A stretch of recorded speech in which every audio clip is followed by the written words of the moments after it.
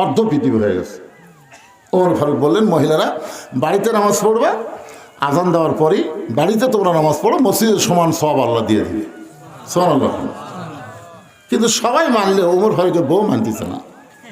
বউ বলতেছে না, নবীর সময় আমরা নামাজ পড়ছি মসজিদে, হয়তো আবু বকর রাদিয়াল্লাহু আনহুর সময় মসজিদে নামাজ পড়ছি, আর আপনি এসে কি হুকুম দিলেন? ওমর ফারুক বলে, বিবি, আবু বকরকে রাসূল বলেনি, আমাকে বলছে। বলে কি? বলে আমার পরে কেউ যদি নবী হতো, লাউ কানা উমর, আল্লাহ উমরকে নবী বানাই দিত। ধরে কোন কথা ঠিক কিনা? আবু বকরের কথা কইছে? ভাই দাও শোনো, শোনে না, স্বামীর কথা বউ শোনে। ওমর ফারুক দেখতেছে এক তো হেকমতে মার দেওয়া লাগবে।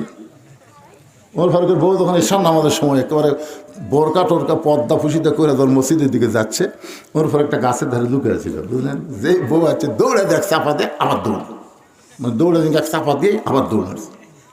ওমর ফারুকের বউ বাড়ি ফেরত যাচ্ছে, নামাজ পড়েছে। ওমর ফারুক বলেন, কি খবর, মসজিদে যাওনি? কয়, না যাওয়াই ভালো। বলে কি হয়েছে? না না কিছু হয়নি, না যাওয়াই ভালো। এই জন্য আমি মায়েদের বলবো, আজান দেওয়ার সঙ্গে সঙ্গে আপনারা মসজিদের তালে বাড়িতে নামাজ পড়বেন, মসজিদের সমান সওয়াব আল্লাহ দিয়ে দিবে। দরিকার কথা ঠিক কি না? তো মেয়েরা বারবার দিচ্ছে। আপনারা যে আমার সামনে ওসমান গনি এরকম একটা ওয়াজ শুনলেন, আপনার মধ্যে কেউ কি নাই যে মসজিদের জন্য 1000 ইটা দিবেন? যে হুজুর মসজিদ যখন ভাঙ্গা তৈরি হবে, আমি 1000 ইট এই মসজিদ আল্লাহর ঘরে দিয়ে দিলাম। এরকম একজন আল্লাহর বান্দা একটু দাঁড়ান তো, যে হুজুর দিয়ে দিলাম ওসমান গনির সাথে জান্নাতে যাওয়ার নিয়তে 1000 ইট এই মসজিদে আমি দিয়ে দিলাম। বলে কি বাবা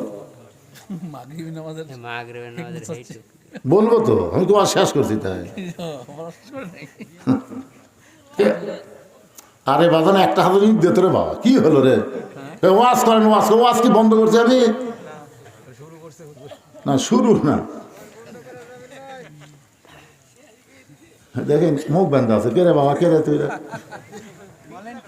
হ্যাঁ, এই গ্রামের সবার তা আপনাদের মধ্যে 1000 ইট দেওয়ার কেউ নাই? নিয়ত করেন না কেন? এখন না, যখন মসজিদ আপনারা করবেন সেই সময় আপনি 1000 ইট দেবেন। আমি একটু প্রাণ খুলে দোয়া করি, আল্লাহ তাকে যেন ওসমান গনি রাদিয়াল্লাহর সঙ্গে জান্নাত দিয়ে দেয়। সবচাইতে বড় দানবী রাসূল বলে, ওসমান 3 দিন হলে না খেয়ে আছে তোমার ভাই। হ্যাঁ, কয়দিন? 3 দিন হলে না খেয়ে আছে। আল্লাহ তোমাকে এত সম্পদ দান করেছে। সম্পদের মালিককে আরো জোরে রাসূল যদি বলতেন, ওসমান আল্লাহ তোমাকে এত সম্পদের মালিক বানাইছে, আল্লাহ তোমাকে এত সম্পদের মালিক বানাইছে, এ কথা কিন্তু রাসূল কয়নি। রাসূল বলেছেন, আল্লাহ তোমাকে এত সম্পদ দান করেছে। এখান থেকে প্রমাণ হলো আমরা কেউ সম্পদের মালিক না, সম্পদের মালিক হলো আমার আল্লাহ। 500 ইট আসছে, নাম বলবে না। নাম বলবে না? আচ্ছা ঠিক আছে, যাক আলহামদুলিল্লাহ। 1000 না পারে 500 দিবার আছে, নাম বলবেন, আপনার নাম জানে লেখা লিখেন। আল্লাহ আল্লাহ তোমার ঘর বিল্ডিং হবে আল্লাহ, আল্লাহ টিনের ঘর আর থাকবেন আল্লাহ। তোমার একজন দানবীর 500টা ইট দান করে তোমার ঘর বিল্ডিং করার একটা নিয়ত করেছে আল্লাহ। আমরা এতগুলো মানুষ দোয়া করে, আল্লাহ তাকে তুমি ওসমান গনি রাদিয়াল্লাহর সঙ্গে জান্নাত দিয়ে দিও। দোয়া করে আমিন। বাপ মা যদি কবরে যায়, এই দানের ওসিলায় আল্লাহ বাপ মার কবরকে যেন জান্নাতের টুকরা বানায়। সকলে বলে আমিন। আর কেউ আছে 500তে 1000 করেন? মসজিদ কমিটির সভাপতিকে হুজুর আমি 500 দেব, এত করছেন যখন। যাক আলহামদুলিল্লাহ। আপনি তো হবে স্যার আসে বসে আসছি সভাপতি। মাশাআল্লাহ, 1000 ইট চাইছিলাম। হ্যাঁ, বেশি নিলি চাঁদা, বেশি নিলি চাঁদা। টাকা দেব না, দোকানে দোকানে কয় না দেব না, ভয়। এটা হলো চাঁদা। আর দান আর চাঁদার মধ্যে তফাৎ আছে। চাঁদাত কোনো সওয়াব নাই, দানের সওয়াব আছে। কে অসুস্থ?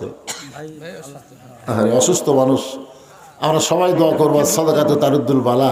দান সাদকা করলে বালা মুসিবত আল্লাহ দূর করে দেয়। তোমার মসজিদে 500টা ইট দেওয়ার কারণে আজকের মাহফিলের সভাপতিকে ওসমান গনি রাদিয়াল্লাহর সঙ্গে জান্নাতে কবুল করো। দরকার আমিন। এ পিছনে ওটা বসা কেন? এটা কোন দেশের মানুষ রে? আল্লাহর ঘরের জন্য চা হচ্ছে। এই সময় যদি কেউ মাজা খাড়া করে, এর যা বিপদ হবি ভাই। আপনার বলেন তো পৃথিবীর মধ্যে শ্রেষ্ঠ জায়গা কোনটা? আর সেই ঘরের জন্য টাকা চাচ্ছি, আর আপনার মাজা খাড়া করে বাড়ি যাবেন? যান, আল্লাহ কয় বাড়ির যাওয়া লাগবে না, তোকে হাসপাতাল দিয়ে যাবো। ধরে কোন ঠিক কেন? আল্লাহ পারে কি পারে না? কত পারে কি পারে না? আর সাদাকা তো তারুদ্দুল বালা, দান সাদকা করলে আল্লাহ বালা মুসিবত দূর করে দেয়। এই হাদিসটা করে বক্তা ওয়াজ করছে, বুঝলেন? দান সাদকা করলে আল্লাহ বালা মদত কি করে? কথা কয় না রে বা, কি করে? দূর করে দেয়। তো দুই বন্ধু একসাথে বসে আছে, দুই বন্ধু। এক বন্ধু এই ওয়াজ শুনে, হাদিসের ওয়াজ শুনে দৌড়ে এসে 500 টাকা দিছে। হুজুর তো যত দোয়া আছে সব দোয়া করছে, আল্লাহ যে দান করলো তাকে সুস্থ করো, তার পরিবেশ সব দোয়া করে একটা ভালো মজুর দূর করে দিয়ে ওই টাকা দিয়ে ওটি বসছে। তখন ওই পকেট থেকে 1000 টাকা বের করে বলতেছে, দেখ আমার নাই। তোমার তো আমি কি তো লাল পাগলা? হুজুর হলো, তুই জীবনে কোনো হুজুর দান করে দেখছি? এরা খালি দানের ওয়াজ করে আর টাকা আদায় করে পাগলা। টাকা আমারও আছে, আমি দিইনি। তখন বলতেছে, ভাই হাদিস আমার বিশ্বাস হয়েছে, হুজুরের কথা না তো রাসূলের কথা। জোরে কোন কথা কার? রাসূলের কথা।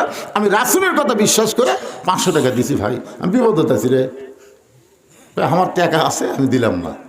ওয়াজ শেষ করে দুই বন্ধু চলে যাচ্ছে। যে বন্ধু 500 টাকা দান করছে, তার বউ 2 বছর হলে প্যারালাইসিস রোগী। 2 বছর হলে প্যারালাইসিস রোগী, বিছনা শুয়ে থাকে, উঠতে পারে না। ওই লোকটার একটা মেয়ে আছে, নাম হলো রহিমা। জানলা দিয়ে রাখতেছে, রহিমা ওয়াজ শোনা আইসি মা, দরজা খুলে দাও। বউ বলতেছে, খালি মেয়ে ডাকো কেন, আমাকে দেখতে পারো না?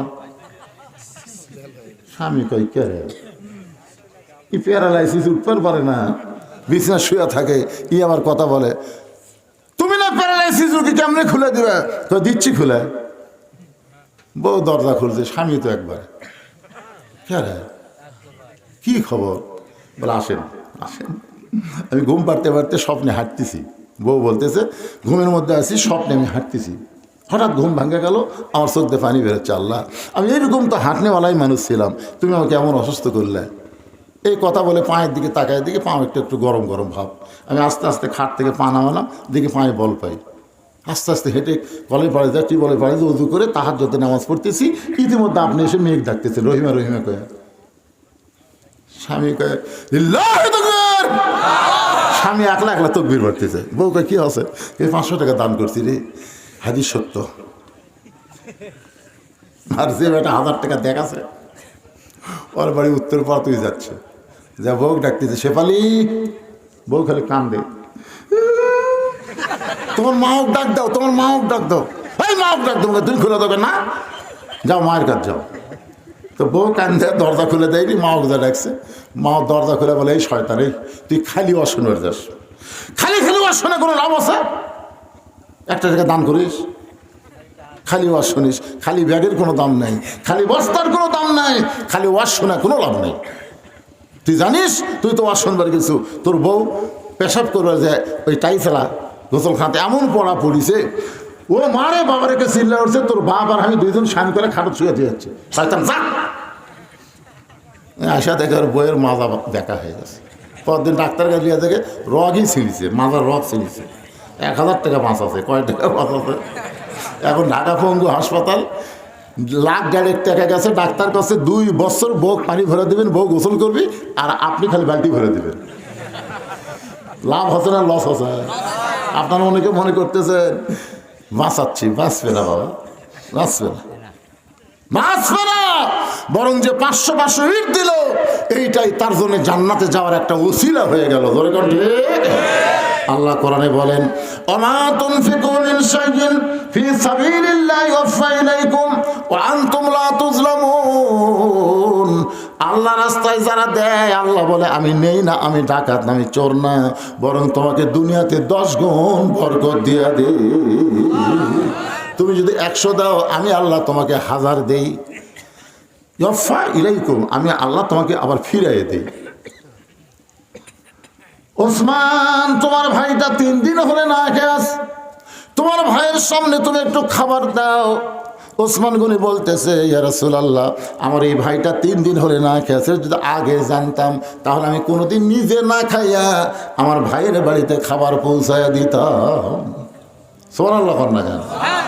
আল্লাহ রাসূল বললেন, এই সাহাবী, নামাজ শেষ হলে, আসরের নামাজ শেষ হলে তুমি ওসমানের কাছে যাবা। ওসমান তোমাকে এমন দেওয়া দিবে, তোমার আর কোনোদিন না খেয়ে থাকা লাগবে না। কতটা ভালো না খারাপ? এই কথা শুনে ওই সাহাবী কান্না শুরু করে দিচ্ছে। রাসূল কয়, তো ভালো কথা বললাম যে নামাজ শেষ করে আজকে ওসমানের কাছে যাবা, এমন দেওয়া দিবে তোমার না খেয়ে থাকা লাগবে না। কান্দো কেন? বলি, ইয়া রাসূলুল্লাহ, আস্তাইনু বিস-সাবরি ওয়াস-সালাহ, ইন্নাল্লাহা মা'আস সাবিরিন, ইয়াকা না'বুদু ওয়া ইয়াকা নাস্তাইন। ওগো আল্লাহর নবী, এখন পর্যন্ত এই নামাজ ধরে কর সুবহানাল্লাহ, এই নামাজ আমাকে এমন শিক্ষা দিয়েছে যে যতক্ষণ পর্যন্ত আমার ঈমান বলবে যে আল্লাহ আমাকে খাওয়াবে, আল্লাহ আমাকে বাঁচাবে, ততক্ষণ পর্যন্ত আমি না খাইয়া মরে গেলেও আমি আল্লাহ ছাড়া ওসমানের কাছে যাব না। নবী বলতেছে ওসমানের কাছে যাও, আর ই বলতেছে আমি যাব না, কারণ যতক্ষণ পর্যন্ত আমার ঈমান আমাকে বলবে যে আল্লাহ দিবে। আপনাকে ঈমান কি বলে? ভারত দিবে না আল্লাহ দিবে? এই যে সুশীল সমাজ, এরা সুশীল সমাজ না, সুয়র সমাজ, আল্লাহ ভালো জানে। কয় যে এখন ভারত বন্ধ করে দিয়েছে হুজুর। আপনারা গন্ধ, ভারত পেঁয়াজ বন্ধ করে দিয়েছে, আলু বন্ধ করে দিয়েছে, ভারতের খবর কি? সেদিন 2 জন আত্মহত্যা করছে, জানেন? 2 জন আত্মহত্যা করছে। রাস্তা তালু ফেলে দিয়ে দিতে সারা ফটকা ঝোঁকার একটা সাংবাদিক নাই যে দৌড়ে যায়, দৌড়ে, বাংলাদেশ থাকবে না, বাংলাদেশ থাকবে তো চাপা ছত্রের বাড়ি। আজকে দেখলাম ফেসবুকে এই শালা হাসপাতালটা আছে বাইরে ভাই, সেই ফাটা ফাটা, বাংলাদেশ থাকবে না, বাংলাদেশ থাকবে, বাংলাদেশ তুই থাকবে।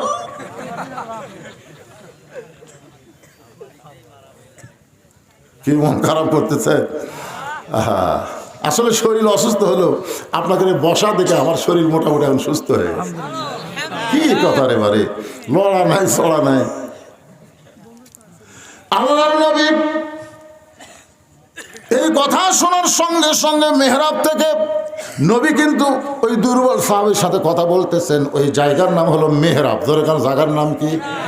যেই বলতেছে রাসূলুল্লাহ, এখন পর্যন্ত আমার ঈমান বলতেছে, এখন পর্যন্ত ঈমান বলতেছে আল্লাহ আমাকে দিবে, যতক্ষণ পর্যন্ত আমার ঈমান বলবে আল্লাহ দিবে ততক্ষণ পর্যন্ত দরকার হলে না খাইয়ে মরে যাব, কিন্তু আমার আল্লাহ ছাড়া ওসমানের কাছে আমি যাব না। সঙ্গে সঙ্গে নবী মেহরাব থেকে ওই দুর্বল সাহাবীর দিকে রওনা দিলেন। মেহরাব থেকে অনেক দূর তো, মসজিদ নববী, বুঝতেছেন না? রাসূল যখন রওনা দিলেন, ওমর ফারুক সাথে সাথে জুব্বা টানা ধরছে। জুব্বা, হুজুর কি আপনার জুতার পরশে আল্লাহর আরশ ধন্য হয়ে গেছে, আর আপনি দুর্বল সাহাবীর কাছে যাচ্ছেন, আপনি খালি হুকুম দেন, অখামিলি আসতেছে, ঠিক খালি কোন না কেন চ্যাং ধরা করলে উঠতে পারবি না, পাশার তলে হাত দেওয়া নিয়ে আসবে, খালি হুকুম দেন হুজুর। আপনাকে যাওয়া লাগবে কেন? আপনার জুতার পরশে আল্লাহর আরশ ধন্য হয়ে যায়, আপনি খালি হুকুম দেন। রাসূল বললেন, ওমর, তুমি শুধু দুর্বল সাহাবীকে দেখতেছো,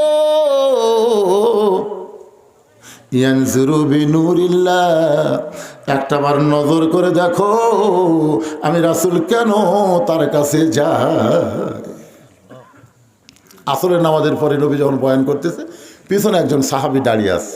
রাসূল বলেন, এজলেস, বসো, পিছনে দাঁড়ায় আছে, বসো। বলি, ইয়া রাসূলুল্লাহ, আমি একজন রাখাল, আমি যখন উঠতুম বা চড়াই, হযরত বেলাল নামাজের আজান দিছে, আজান শোনার পরে আমি ওগুলো উঠছিলাম বা চড়ার বাদ দিয়ে আপনার পিছনে নামাজ পড়ার জন্য দৌড়, কিন্তু এত দূরে আমি ছিলাম গো, যার কারণে আস্তে আস্তে দেখি মসজিদ ভরে গেছে, বারান্দাও ভরে গেছে। আমি সবার শেষে আপনার পিছনে নামাজ আদায় করেছি। নামাজের পরে আপনি যখন কথা বলতেছেন, আপনার কথা শোনা যায়, কিন্তু আপনার পবিত্র চেহারা দেখা যায় না। এই জন্য দাঁড়িয়ে দাঁড়িয়ে আমি রাখাল আপনার পবিত্র চেহারা দেখে একটু কলিজা শান্তি করতে চাই। সঙ্গে সঙ্গে নবী দাঁড়িয়ে গেলেন। এতক্ষণ ওই সাহাবী দাঁড়িয়েছিলেন, এবার নবী দাঁড়িয়ে বললেন, সাহাবীরা রে, মাঝখানে রাস্তা করে দাও, মাঝখানে রাস্তা করে দাও। সমস্ত সাহাবী নড়ে সরে যখন মাঝখানে রাস্তা হয়ে গেল, সবাই মনে করতেছে আল্লাহ নবী রাখালকে ডাকবে, আয় আয় আমার কাছে আয়। কিন্তু নবী রাখাল সাহাবীকে না ডেকে নিজেই যখন রাখালের দিকে রওনা দেয়, ওমর ফারুক বলে, নবী গো, আপনি কেন রাখালের কাছে যাবেন? রাখালকে ডাকলে আপনার কাছে আসবে। রাসূল বলে, সাহাবীরা রে শোনো, কিয়ামত পর্যন্ত পৃথিবীর যেখানে আমার উম্মতেরা আমাকে মহব্বত করবে, আমার প্রতি দরুদ সালাম পেশ করবে, আমাকে স্বপ্নে দেখার দরুদের আমল করবে, আমি নবী মদিনা থেকে প্রত্যেকটা গরিব উম্মতের বাড়ি বাড়ি গিয়া দেখা দিয়ে আসবো। এই জন্য আল্লাহ নবী বলেছেন, মান রাআনি হাক্কান ওয়াজাবাত লাহু শাফাআতি ইয়াউমাল কিয়ামা, মান রাআনি হাক্কান ওয়াজাবাত লাহু শাফাআতি ইয়াউমাল কিয়ামা। কেউ যদি আমাকে স্বপ্নে দেখে, ও স্বপ্নে দেখলো না, ও যেন আমাকে সত্যই দেখলো। আর আমাকে কেউ যদি একটাবার দেখলো, আমি নবীর উপর তার জন্যে একেবারে জান্নাতের জন্যে শাফাআত করা ওয়াজিব হয়ে গেল। জোরে কোন সুবহানাল্লাহ। একজন আল্লাহর বান্দা নাম বলে নাই, 1000 ইট দিছে, তার বাবা মার জন্য দোয়া চায়, নিজের হেদায়েতের জন্য দোয়া চায়। আরে লিল্লাহ তাকবীর। একজন আল্লাহর বান্দা আমার কাছে নাম বলেনি, অবশ্যই নাম আছে, তিনি 1000 ইট দিয়েছে, তার বাপ মার জন্য দোয়া চাই, নিজের হেদায়েতের জন্য দোয়া চাই। আমরা প্রাণ খুলে তার জন্য একটু দোয়া করি, আল্লাহুম্মা আমিন। আল্লাহ, তোমার যে বান্দা তোমার ঘরের জন্য 1000 ইট দিয়ে দিল, আল্লাহ তার বাপ মার জন্য দোয়া চাই, আমরা দোয়া করলাম, তার নিজের হেদায়েতের জন্য দোয়া চাই, আল্লাহ তাকে সিরাতাল মুস্তাকিমের পথে কবুল করো, 5 ওয়াক্ত নামাজের মধ্যে কবুল করো, হালাল পথে কবুল করো, আল্লাহ ওসমান গনি রাদিয়াল্লাহুর সঙ্গে তাকে জান্নাতি কবুল করো, বিরহমাতিকা ইয়া আরহামার রাহিমিন। আমি চাইছিলাম কোনো মাহফিলে পাইনি, এরকম হয়নি। তো দুই ভাই যখন দিল 500 করে, তো মনে করলাম যে ফাঁসি তো, আর এখন পাওয়ার পরে ডাঁটেই ফাঁসি পারে। আলহামদুলিল্লাহ। কি কন সারা নতুন করে মসজিদ হবি না, ইটার মসজিদ, টিনের মসজিদ থেকে মন খারাপ করেন না, হয়তো দেখা যাবে এই মসজিদের যে কাম হচ্ছে ওটা ছেড়ে হচ্ছে না, তারপরে করেন, সবাই করতেছে, আমরা করি নাকি? হ্যাঁ, নামাজের হচ্ছে আসল, নামাজে বাড়বি ইনশাল্লাহ। ওয়াজ দে হবি না, ওয়াজ দে নামাজে পারবি না। আজকে তো ফজর নামাজ অনেকেই পড়বি না, আজকে পড়বি না রে। আমি কিন্তু এখানে এশার নামাজের আগে যাচ্ছি, নিয়ত করছিলাম 9:30 আমাকে দিবি, না হয় 10টায় দিবে, এক টানা 12টা পর্যন্ত ওয়াজ হবি। তারিখ পরিবর্তনের আগে মোনাজাত হবি। আপনাকে যে তারিখ আমাকে দাওয়াত দিয়েছেন সেই তারিখ কয় তারিখ? 22 তারিখ। এখন ঘড়ির দিকে তাকিয়ে দেখেন 23 তারিখ পড়ে গেছে। না না, এরকম বুড়া মানুষ যারা বক্তা, তারকে আপনারা আগে ভাগে দিবেন। পুরানো চল ভাতে বাড়ে না, কথা কয় না কেন, বাড়ে না? হ্যাঁ, এবার যে 3বার হলো আপনাকে চড়াতে আসা। আমার এইবারই শরীরটা খুবই অসুস্থ, আমার জন্য একটু প্রাণ খুলে দোয়া করবেন। আল্লাহ রাসূল বলে, ওমর শুধু 2 চোখটা দেখলে হবে না, ইয়ানজুরু বিনুরিল্লাহ, আমি দুর্বল সাহাবীর দিকে কেন যাচ্ছি তুমি একটু নজর করো। এই 2 চোখটা দেখলে হবে না, একটু নজর করো। নজরের কথা আছে, ইত্তাকু ফিরাসাতাল মুমিনিনা ফাইন্নাহু ইয়ানজুরু বিনুরিল্লাহ। আমরা নজর করে দেখতেছি আগামীতে বাংলাদেশ একটা ভালো পজিশনে আসতেছে। আমাকে এলাকা বুঝলেন, আওয়ামী লীগের পতন হওয়ার সাথে সাথে বিএনপিরা ডাকাত হয়ে গেছে, ভাই এটা সব কালিয়া ছেড়ে পুড়িয়ে জনগণ বলতেছে নৌকা আর ধানের শীষ, 2 সাপের একই বিষ। অনেকে বলতেছে নাঙ্গল দিয়ে আমরা চাষ করলাম ধান, সেই ধান চাষ করে নৌকাত করে আমরা নিয়ে যাচ্ছি, ওই পারে যায় ওজন করা লাগবে। এখন আমাকে দাঁড়িয়ে পড়লাম দরকার, মানে এরকম কিছু কথা মানুষের মুখে মুখে আর সব কিছুতে দেখতেছে যে এত কিছু হলো, এত নির্যাতন করেছে যে দলটাকে, তারপরেও তারা প্রতিশোধ পরায়ণ হয়নি। ধরে কোন কথা দেখতে মানুষ কিন্তু এগুলো দেখতেছে, মাশাল্লাহ। আর একটা আমির আছে বুঝলেন এইবারে জামাত ইসলামের আমির ভাই, এই যে কথাগুলো খুঁটির থেকে পায়, প্রত্যেকটা কথাই মনে হয় মানুষের কলজের মধ্যে ঢুকতেছে। ধরে কোন দেখতে এই জন্য সব দেখা হলো শেষ। আগামীতে আমরা ইয়ানজুরুবি নূরিল্লাহ একটু তাকায় দেখতে পাচ্ছি, মনে হবে আল্লাহর কোরআনের বাংলাদেশ। সঙ্গে সঙ্গে হযরত ওমর চোখ বন্ধ করে ইয়ানজুরুবি নূরিল্লাহ ওই দুর্বল সাহাবীর দিকে নজর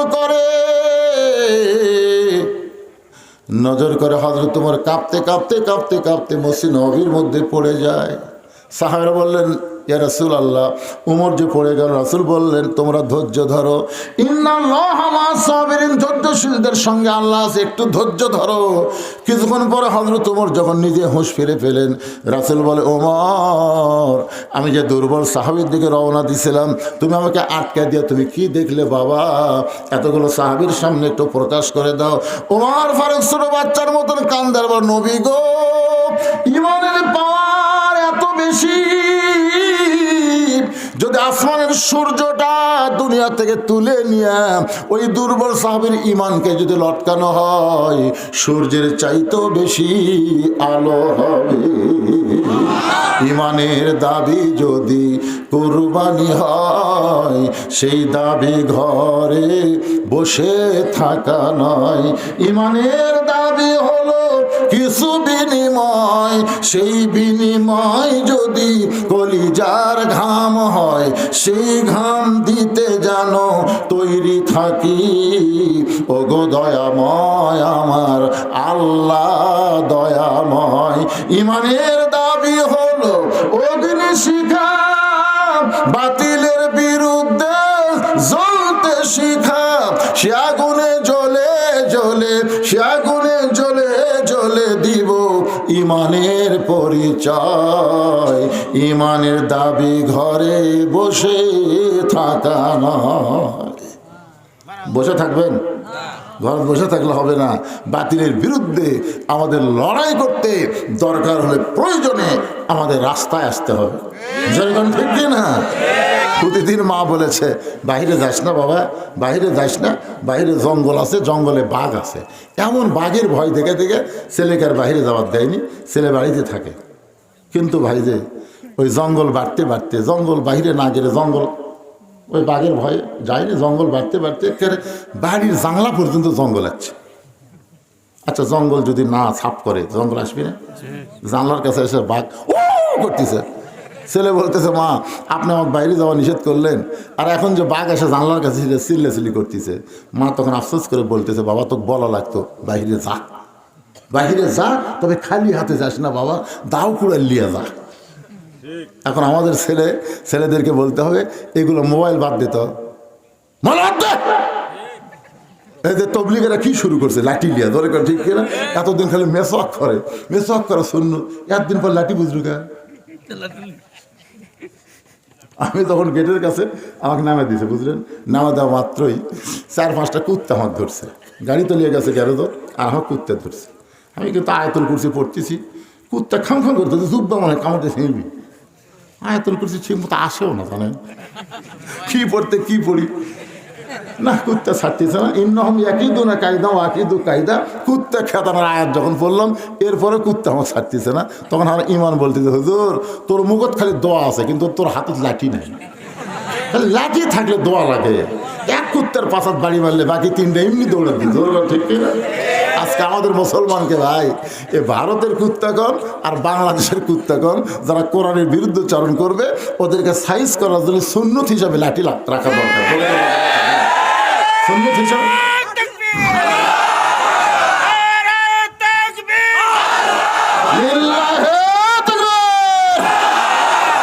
কুল জাল হক ওয়া যাহাকাল বাতিল ইন্নাল বাতিলা কানা যাহুকা।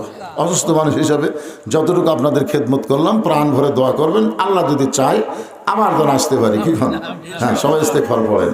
আস্তাগফিরুল্লাহ রব্বি মিন কুল্লি জামবি ওয়া তুবু ইলাইহি লা হাওলা ওয়ালা কুওয়াতা ইল্লা বিল্লাহিল আলিয়্যিল আযীম। আল্লাহুম্মা আমিন। আল্লাহুম্মা আনতাস সালাম ওয়া মিনকাস সালাম তাবারাকতা ইয়া যাল জালালি ওয়াল ইকরাম। আয় আল্লাহ তাআলা, কি হারে শীত পড়তেছে, নিয়র পড়তেছে, কুয়াশায় ভরপুর হয়ে গেছে আল্লাহ। এরপরেও তোমার বান্দা বান্দিরা ঘন্টার পর ঘন্টা আরামের ঘর বাড়ি ঘুমকে বাদ দিয়া এই জান্নাতের বাগানে বসে বসে আলোচনা শুনেছে। মেহেরবানি করে আজকের মাহফিল আমাদের সকলের হেদায়েতের জন্য, নাজাতের জন্য, জান্নাতের জন্য কবুল করো।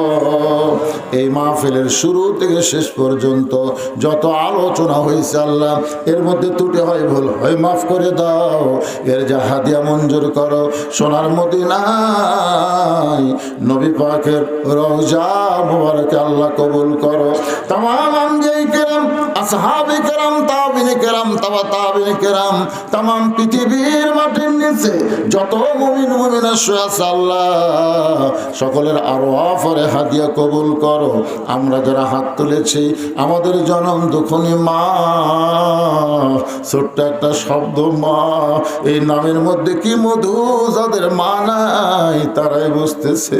এই দরদের মা যাদের কবরে গেছে আল্লাহ, মেহেরবানি করে মায়ের কবরকে জান্নাতের টুকরা বানিয়ে দাও। বাবার বাড়ি ঘর সবই আছে আল্লাহ, আমাদের বাবা যাদের কবরের ঘরে চলে গেছে, মেহেরবানি করে বাবার কবর জান্নাতের টুকরা বানিয়ে দাও আল্লাহ। আমাদের দাদা দাদি নানা আত্মীয় স্বজন শ্বশুর শাশুড়ি যাদের কবরে গেছে আল্লাহ, কবরবাসীদের মাফ করে দাও। এই চয়রা নতুন পাড়াকে আল্লাহ তুমি কবুল করো আল্লাহ, তোমার মসজিদকে কবুল করো।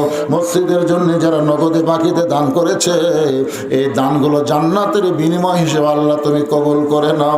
ও মাওলা, মেহেরবানি করো, দয়া করো। আমার মা বোনেরা পর্দার অন্তরালে বসে বসে দান করেছে আর শুনেছে, আবিদা সালিহা পদ্মানিশি কবুল করে মা ফাতেমার চরিত্র দাও।